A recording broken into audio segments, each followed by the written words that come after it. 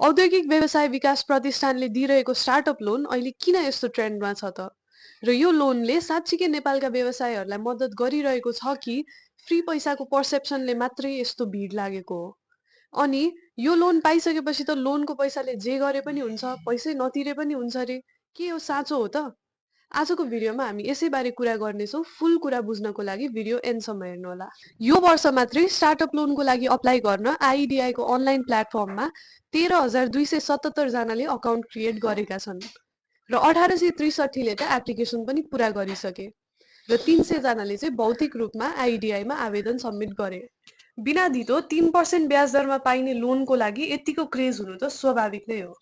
तर सरकारले यो क्रेजलाई राम्रोसँग म्यानेज गर्न सकिरहेको छ त? केही विशेषज्ञ र पुराना समिति सदस्यले त खुलेरै भनिराख्नु भएको छ, यो लोनको मोनिटरिङ कमजोर भयो, मेन्टरिङ छैन, प्रोग्रेस ट्र्याकिङ भइरहेको छैन, रिपोर्ट भेरिफाई नै हुँदैन, रिपोर्ट आयो कि आएन कसैलाई थाहै छैन। अर्थात् कसले लोन पैसाले के गर्यो, कहाँ खर्च गर्यो, यो सरकारलाई थाहा नहुन पनि सक्छ।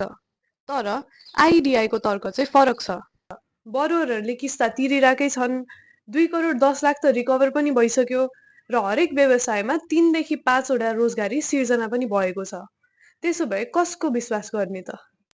लोनले व्यवसायहरूमा पारेको इम्प्याक्टलाई अझै राम्रोसँग बुझ्नको लागि आइडिआईले थर्ड पार्टी रिसर्च एजेन्सीद्वारा फर्मल रिसर्च गर्ने प्लानिङमा पनि छ।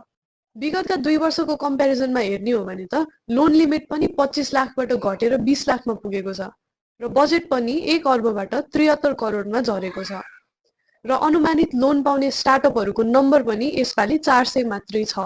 पैसा कम, डिमान्ड धेरै, मोनिटरिङ कमजोर अनि एक्सपेक्टेसन चाहिँ हाई। रिस्क कहाँ छ तपाईँ आफै बुझ्न सक्नुहुन्छ। यो स्टार्टअप कर्जाले नेपालमा ठुलो परिवर्तन ल्याउन सक्छ, तर मोनिटरिङ र मेन्टरिङ चाहिँ कमजोर रह्यो भने यो लोन प्रोग्राम चाहिँ बाहिरबाट हेर्दा राम्रो तर भित्र चाहिँ खोक्रो हुने डर हुन्छ।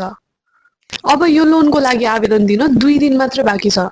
अप्लाई गर्नुभएको छैन भने चाहिँ आजै एप्लिकेसन सुरु गरिहाल्नुहोला र एप्लिकेसनलाई कसरी स्ट्रङ बनाउने भनेर बुझ्नको लागि हाम्रो अघिल्लो भिडियोहरू हेर्नुहोला। र एप्लिकेसन प्रोसेसमा केही गाइडेन्स अथवा सल्लाह चाहिएमा खातापाना एप डाउनलोड गरेर त्यसै मार्फत हाम्रो स्टार्टअप लोन एक्सपर्टहरूसँग डाइरेक्टली कुरा गर्न सक्नुहुन्छ।